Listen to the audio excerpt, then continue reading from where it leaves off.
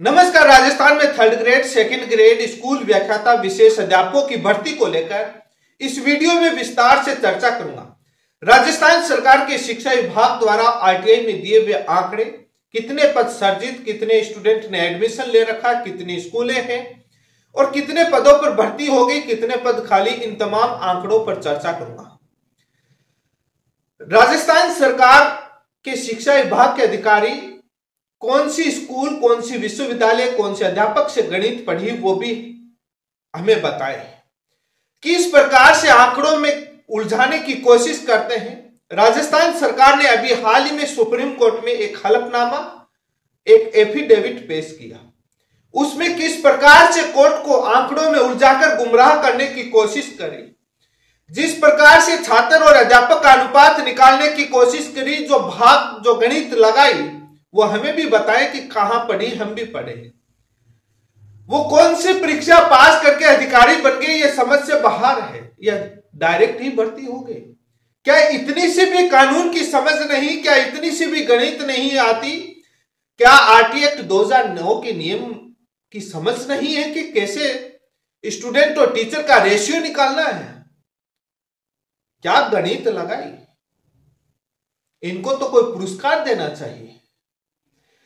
इन बेरोजगार नेताओं के जंजाल में फंसे रहे काफी महीनों तक, और काफी यूट्यूबर, काफी कोचिंग इंस्टीट्यूटों के जाल में फंसे रहे कि काफी अच्छी संख्या में भर्ती आनी है। आप हमारी टेस्ट सीरीज ले लीजिए, आप हमारा कोर्स ले लीजिए, ये पद खाली, वो पद खाली, वो डीपीसी चल रही, वो चल रही, जंजाल में उलझाए रखा। तब ना कोई धरना हुआ, ना कोई प्रदर्शन हुआ, ना कोई ज्ञापन हुआ, और मीठी मीठी गोलियां परोसते रहे। वो आपको काफी पसंद आती रही और आप उलझे हुए रहे। लेकिन आपको भी वही पसंद है, उन्हीं को शेयर करते हैं, उन्हीं को लाइक करते हैं, उन्हीं के पास जाते हैं, वही उन्हीं की करते हैं। मैंने अभी हाल ही में विशेष अध्यापकों की भर्ती को लेकर एक वीडियो बनाया। इससे पहले भी मैंने कई वीडियो में आवाज उठाई, लेकिन 1500-2000 लोग देखते हैं और देखकर छोड़ दिया। अब आपकी आवाज बुलंद कैसे होगी, कैसे वहां तक पदों पर बैठे लोगों के पास पहुंचेगी, जब आप शेयर ही नहीं करोगे।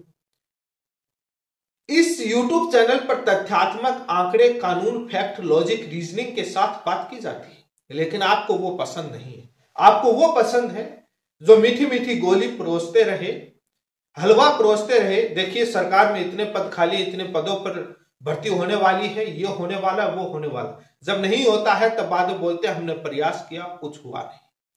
कुछ बेरोजगार नेता तो स्पेशल डिसेबिलिटी यानी स्पेशल एजुकेशन से डिग्री, डिप्लोमा लिए बैठे हैं। लोग मेरे पास मैसेज भेजा कि पैसे लगेंगे तब पद सर्जित होंगे, वो करवा देंगे। क्या उनको खुद को नौकरी नहीं चाहिए जो नेता बनकर बैठे हैं? जब राजस्थान सरकार ने सुप्रीम कोर्ट में हलफनामा पेश कर दिया और उसमें पूरा एक रिपोर्ट बनाकर के पेश किया जाता है, जहां से पूरे स्कूलों से डेटा मंगा करके और शिक्षा विभाग, बीकानेर निदेशालय से पूरी रिपोर्ट बनकर जाती है, उसके बाद हलफनामा पेश होता है। वो अब कैसे बदला जाएगा? क्या उन नेताओं के पास चक्कर काटने से बदल जाएगा? इतना आसानी से नहीं, जो थर्ड ग्रेड के आंकड़े पेश किए हैं। इन तमाम बातों को लेकर इस वीडियो में विस्तार से चर्चा करूंगा। यदि आप मेरे चैनल पर पहली बार जुड़े हैं तो चैनल को सब्सक्राइब जरूर कर लें, ताकि लेटेस्ट जानकारी मिलती रहे। वीडियो को लाइक करें, कोई पैसा नहीं लग रहा। पीछे वाला वीडियो जरूर देखें, और इससे पहले एक वीडियो और बनाया, क्यों पद सर्जित नहीं हो रहे, लगातार आंकड़े कम होते जा रहे हैं। स्पेशल डिसेबिलिटी, सीडब्ल्यूएसएन के स्टूडेंट के स्कूलों में एडमिशन के क्यों हो रहे हैं, आम जनता की क्या भूमिका है, इसको लेकर भी मैंने एक वीडियो बनाया, जो जिसमें अध्यापकों की पदों की संख्या कम को लेकर उसमें विस्तार से बताया। आप वो भी वीडियो नहीं देखा। खैर छोड़िए, अब आंकड़ों पर बात कर लेते हैं कि किस प्रकार से आंकड़ों में उलझाने की कोशिश करी सुप्रीम कोर्ट में राजस्थान सरकार ने। सुप्रीम कोर्ट में राजस्थान सरकार हलफनामा पेश करती है कि हमारे पास स्पेशल डिसेबिलिटी के जो टोटल सेक्शन, जो पोस्टें स्वीकृत पद है, वो 4399 है। प्राइमरी लेवल के स्टूडेंट की संख्या बताती है, जो आपके CWSN जो स्पेशल डिसेबिलिटी के जो स्टूडेंट हैं एडमिशन ले रखा है 17,213 प्राइमरी लेवल। उसके लिए भाग देते हैं 10 का। प्राइमरी लेवल में छात्र और शिक्षक का अनुपात 10:1 है, 10 स्टूडेंट पर एक टीचर होना चाहिए। 17,213 कुल छात्र बताए, उसमें 10 का भाग दिया और 1721 टीचर की आवश्यकता बताई। और सरकार ने कहा कि वर्तमान में 2713 अध्यापक कार्यरत हैं, इसलिए 1000 ज्यादा ही टीचर है हमारे पास, इसलिए भर्ती करने की जरूरत नहीं। अब ये समझ से बाहर है कि ये गणित कहां से पढ़े वो अधिकारी। आरटी एक्ट 2009 की समझ नहीं है कि टोटल स्टूडेंट में भाग देकर के रेशियो नहीं निकाला जाता है। स्कूल वाइज कितने स्टूडेंट है उसमें भाग देकर रेशियो निकाला जाता है। एक टीचर 10 स्कूल में पढ़ाने नहीं जाएगा। मैंने कल बताया था एक विशेष नोट जिसमें भ्रमणकारी शिक्षक जो विशेष शिक्षा में जो विशेष परिस्थितियों में जो प्रावधान किया था उसको सभी जगह सामान्य रूप में यूज कर दिया। वो वीडियो कल वाले में देख लीजिएगा, उसमें मैंने बताया गजट नोटिफिकेशन के प्रावधान को लेकर। लेकिन उसमें यह भी प्रावधान था कि हर स्कूल में एक विशेष अध्यापक होना चाहिए। पिछले 6-7 साल 8 साल 10 साल में जो स्पेशल स्टूडेंट के एडमिशन के आंकड़े लगातार घटते हुए जा रहे हैं, आखिर क्यों? क्योंकि स्कूलों में विशेष अध्यापक ही नहीं है। एडमिशन लेकर जाता है, वहां कोई है ही नहीं संभालने वाला। कब पद सर्जित होगा, कब भर्ती होगी, तब तक वो स्टूडेंट किससे पढ़ेगा? उसका भी आर्टिकल 21A का वायलेशन हो रहा है, क्वालिटी एजुकेशन का वायलेशन हो रहा है, आरटी एक्ट 2009 का साफ साफ तौर पर वायलेशन है। लेकिन क्या फर्क पड़ता है इन अधिकारियों को? इसलिए लगातार आंकड़े घटते हुए जा रहे हैं। 17,213 प्राइमरी लेवल की ये जो गणित जो लगाई ये साफ साफ गलत लगाई। हर स्कूल वाइज कितने स्टूडेंट हैं और उसमें भाग लगता तब छात्र और अध्यापक का अनुपात निकलता, टोटल में गलत। अब ये कौन बताएगा? सुप्रीम कोर्ट में कोई वकील होगा, वो बताएगा कि हलफनामे में कैसे इन्होंने गड़बड़ी करी, वो कोई है नहीं। पोर्टल पर जब देखा गया, राजस्थान सरकार के पोर्टल पर टोटल जो एनरोलमेंट है स्टूडेंट का वो 76,187 है। क्लास 1 से लेकर क्लास 12 तक CWSN के स्टूडेंट जो स्पेशल डिसेबिलिटी के लगभग 76,187 स्टूडेंट हैं। उसमें से 17,213 स्टूडेंट प्राइमरी लेवल के निकाल देते हैं, तो लगभग 59,000 क्लास 6 से लेकर के क्लास 12वीं तक पढ़ने वाले स्टूडेंट हैं। अब इसमें सेकंड ग्रेड थर्ड ग्रेड की भर्ती होनी चाहिए। क्लास 6 से क्लास 8 तक पढ़ाने वाले पदों की संख्या 0 क्यों? उसका आंकड़ा सेकंड ग्रेड स्कूल व्याख्याता आरटीआई एक दाखिल की जाती है 5 फरवरी 2025 को, उसका जवाब आता है और राजस्थान सरकार जवाब देती है 27 जनवरी 2025 तक के आंकड़े के अनुसार सेकंड ग्रेड में जो स्वीकृत पद है वो 1059 है और उसमें से 849 पद खाली। वाह, क्या खेल रच रखा! 1059 पद में से 849 पद खाली पड़े। इतिहास में एक भर्ती हुई 2015-16 में 211 पदों पर मात्र स्पेशल की। आज तक कोई भर्ती नहीं हुई, कोई चिंता नहीं है स्पेशल की। बेचारे गूंगे बहरे भगवान ने उनको दे दी, कम से कम उनको तो उनके बारे में तो सोचो। वैसे बड़ी बड़ी बातें करते हैं नेता लोग कि हम गरीबों की भलाई जनता की सेवा करते हैं।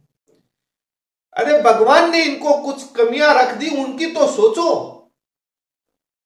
पद खाली पड़े हैं, शिक्षा का क्या बदहाल कर रखा है उन स्टूडेंट के साथ। कैसे जाएंगे स्कूल में? कौन उनको संभालने वाला होगा? पद ही खाली, भर्ती नहीं कर रहे। स्कूल व्याख्याता की आरटीआई 19 मई 2025 को जवाब आता है। व्याख्याता पर पद सर्जन की कार्यवाही प्रक्रियाधीन है। इतने साल तक सो रहे थे क्या? माध्यमिक शिक्षा में लगभग उन्होंने जो स्टूडेंट की संख्या पोर्टल के अनुसार 43,774 बताई और नाम मात्र ऊंट के मुंह में जीरे के बराबर पद सर्जित है सेकंड ग्रेड के। स्कूल व्याख्याता के पद सर्जित नहीं है, सेकंड ग्रेड के पद सर्जित है ऊंट के मुंह में जीरे के बराबर।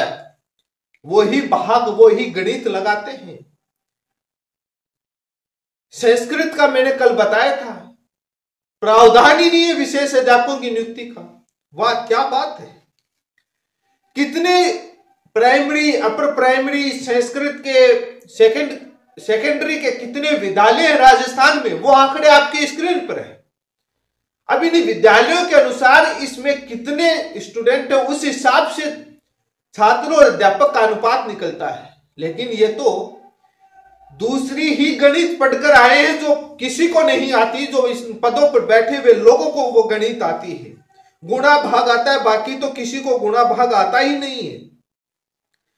लेकिन एक पहले आरटीआई दी गई जिसमें व्याख्याता के पद सर्जित नहीं बताए, उसके बाद मई में जो आरटीआई आई उसमें व्याख्याता के पद सर्जन की कार्यवाही प्रक्रियाधीन बता दी। लेकिन सवाल यही है, सेकंड ग्रेड के विशेष अध्यापकों की भर्ती पिछले कितने ही सालों से क्यों नहीं हो रही? इतिहास में मात्र एक भर्ती हुई है। कितने पद खाली पड़े हैं और उन स्कूलों में कैसे स्पेशल डिसेबिलिटी का स्टूडेंट पढ़ने आएगा? कैसे कोई गार्जियन भेजेगा? बाद में बोलते हैं कि स्कूल बंद कर देंगे, कोई आ ही नहीं रहा। शिक्षा के साथ ये खिलवाड़ भारतीय संविधान का साफ साफ तौर पर उल्लंघन, वायलेशन। आरटी एक्ट 2009 के नियमों को ताक पर रख देते हैं पदों पर बैठे हुए लोग, समझ से बाहर है। एफिडेविट को किस प्रकार से पेश किया गया, आंकड़ों में उलझाया गया, वो गणित कहां से पढ़ी? एक बार डेमो स्टूडेंट को भी दे दो कि वो गणित पढ़ ले। कानून को किस प्रकार से पढ़ते हैं? क्या इन अधिकारियों की जेब से तनख्वाह देनी पड़ती है जो इस प्रकार की गणित लगाते हैं? कम से कम उन स्टूडेंट के बारे में सोचिए जो स्पेशल डिसेबिलिटी के स्टूडेंट हैं, उनकी जिंदगी के बारे में सोचिए। कुछ भला पुण्य का काम कर रहे हैं, पुण्य का काम करो। उनकी जिंदगी तो वैसे ही बेचारों की खराब हो रखी है, भगवान ने कमी रख दी और आप उससे उनको शिक्षा भी नहीं दे रहे, शिक्षा से वंचित कर रहे हैं।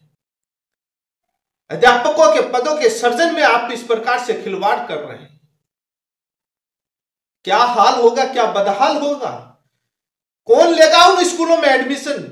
यदि कोई किसी गांव में कोई एडमिशन करवाने जाता है तो वहां स्पेशल टीचर ही नहीं है एजुकेशन का, तो उस स्टूडेंट को संभालेगा कौन आधे घंटे में? क्या आधे घंटे में पद सर्जित होकर वहां पर टीचर आ जाएगा पढ़ाने? और क्या एक स्कूल 10, 5, 2, 4 स्कूलों में एक टीचर पढ़ा सकता है? क्या उसके सब्जेक्ट नहीं है? क्या आप स्पेशल स्टूडेंट को मात्र ओनली साइन करने वाला या नाम लिखने वाला बनाना चाहते हैं, जो ब्रह्मणकारी बता रहे? क्लास 1 से क्लास 8 तक हिंदी है, अंग्रेजी है, गणित है, कॉमन सारे ही सब्जेक्ट आते हैं, उनको अलग अलग टीचर पढ़ाता है और उसमें आप डायरेक्ट 10 का भाग दे रहे हैं। अलग अलग सब्जेक्ट कौन पढ़ाएगा? और मिनिमम टीचर एक स्कूल में एक तो होना चाहिए। लेकिन सब समझ से बाहर है कि आखिर हो क्या रहा है। ये इस प्रकार से एफिडेविट पेश किया गया और क्या करना चाहिए वो मैंने कल बोल दिया। कल वाले वीडियो में देख लीजिए आपको अब क्या करना चाहिए। बेरोजगार नेताओं के जंजाल में फंसे हुए रहते हैं, उनके झूठे आश्वासन और उनके मीठे मीठे हलवे में फंसे हुए रहते हैं। और तमाम कोचिंग इंस्टीट्यूट और काफी यूट्यूबर हैं जो मात्र व्यूज के लिए आएगी, देखिए 35,000 पदों पर भर्ती, 25,000 पदों पर भर्ती, तुरंत देख लेते हैं और बड़ा आनंद आ जाता है। वो इधर और उधर की बात मिर्च मसाला जोड़कर बता देते हैं क्योंकि उनके कोई लागू नहीं हुआ है। कुछ दिनों बाद आएंगे, देखिए ये नहीं बढ़ रही, सरकार इतने पर ही निकाल रहा है और तमाम इश्यूज सो एंड सो देकर के चले जाएंगे कारण बता करके। सारे उन्हीं के पास वो पहुंचते हैं, सारे खुश रहते हैं। मैं पीछे कई वीडियोस में आवाज उठाई लेकिन किसी को कोई लेना देना नहीं। मैं ट्वीट भी किया, 50 रिट्वीट नहीं हुई। लेना देना ही नहीं है उस डिग्री, उसका कोई लेना देना नहीं। बेरोजगार नेताओं से आस लगाकर बैठे और तमाम ग्रुप में चल रहा है कि पैसे देकर पद सर्जित करवा लेंगे, नहीं होगा। जो कोर्ट में आंकड़ा पेश कर दिया गया, अब उसमें आंकड़े बदल करके भर्ती नहीं निकाली जा सकती। बाद में एफिडेविट झूठा साबित हो जाएगा कोर्ट में। जो आंकड़े पेश किए, जो एफिडेविट किया है, कोर्ट के माध्यम से ही वो अब उसको सही करवाया जा सकता है। अदरवाइज काफी बड़ी समस्या हो जाएगी सरकार के। ऐसे नहीं इतना आसानी से कि ज्ञापन से बदल देगी। वो पहले होता, उनके जंजाल में नहीं फंसे रहते। यदि जिला तहसील स्तर पर धरना प्रदर्शन करते, ज्ञापन देते, मंत्रियों तक बात पहुंचाते तो पहले होता। लेकिन सबको घर बैठे कंबल के अंदर भर्ती चाहिए। मोबाइल में थोड़ा सा किसी को मैसेज कर देंगे, बस भर्ती आ जानी चाहिए। मैदान में कोई नहीं उतरता, ये सच्चाई है। उसी का हाल ये है। लेकिन अभी भी कुछ गया नहीं है। अभी हाल ही में कुछ ही दिनों में अध्यापक भर्ती का विज्ञापन जारी होने वाला है। कोई नहीं उसमें विशेष अध्यापकों की भर्ती का विज्ञापन, पदों की संख्या 0, लेकिन आप प्रयास करोगे विशेष अध्यापकों की भर्ती का अलग से भी विज्ञापन आ सकता है। उसी में डालना जरूरी नहीं है, क्योंकि वो सामान्य अध्यापक और विशेष अध्यापकों का अलग से भी विज्ञापन जारी कर सकती है सरकार। क्योंकि सुप्रीम कोर्ट में कंटेम्प्ट पिटीशन चल रही है और वहां पर सरकार ने एफिडेविट पेश किया है।